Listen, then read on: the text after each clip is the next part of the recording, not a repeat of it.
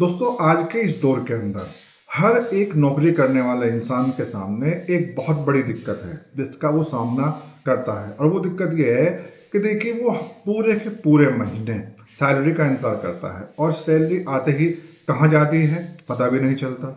और ये बात एक दो इंसान के लिए नहीं है, बल्कि इतने भी तमाम नौकरी करने वाले लोग हैं, उनके सामने ये परेशानी है कि वो पूरे महीने इंतजार करते हैं सैलरी का, और सैलरी आते ही वो खत्म हो जाती है, कहाँ चली जाती है पता भी नहीं चलता है। और इससे जो उनका इन्वेस्टमेंट है, जो उनकी बचत है, उसके ऊपर बहुत फर्क पड़ता है। उनके पास पैसा ही नहीं बचता है जिससे कि वो सेविंग कर सकें, अपने फ्यूचर के लिए कुछ पैसा बचा सकें। अब देखिए, इसके लिए करना क्या है, हमें कुछ नियमों को पालन करना बहुत ज़रूरी है कि हम कुछ रूल बनाएं और उसको फॉलो करें। इसके लिए ज़रूरी है कि हम एक बजट बनाएं कि हमें सैलरी को, जो हमारी सैलरी है, उससे कहाँ खर्च करना है और कितना खर्च करना है। देखिए, इसके लिए आप 50-30-20 रूल को फॉलो कर सकते हैं।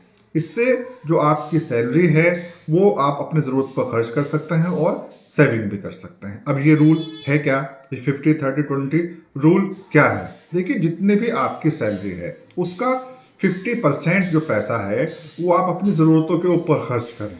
ज़रूरतों में मतलब कि जो आपके राशन का सामान है, यूटिलिटी बिल हैं, ईएमआई है, हेल्थ इंश्योरेंस है, बच्चों की पढ़ाई है, इसके ऊपर खर्च करें। और जो बाकी बचा हुआ 50% है, उसमें से 30% पैसा जो है आप उन चीज़ों के ऊपर खर्च करें जिसको टाला जा सकता है, लेकिन उस पर खर्च करने से हमें खुशी मिलती है, खुशी हासिल होती है। मतलब अपने शौक के ऊपर खर्च करें।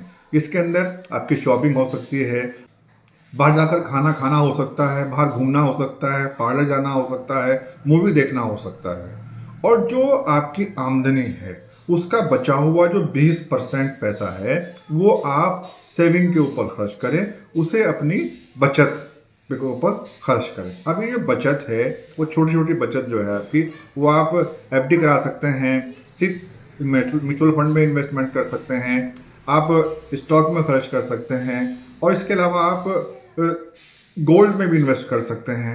तो मतलब जो पैसा जो बचा हुआ है 20%, वो आप हर हाल में अपने सेविंग के ऊपर खर्च करें, जो आपके भविष्य के लिए, आपके फ्यूचर में आपको काम आएगी। देखिए, अगर आप इस 50-30-20 के रूल को फॉलो करते हैं तो आप अपनी ज़रूरतों को भी पूरा कर सकते हैं, अपने शौक भी पूरा कर सकते हैं, और जो बाकी बचा हुआ पैसा है 20%, वो आप इन्वेस्टमेंट भी कर सकते हैं। लेकिन आपको इस नियम को सख्ती से पालन करना होगा, सख्ती से इस नियम को फॉलो करना होगा, तभी ये पॉसिबल है।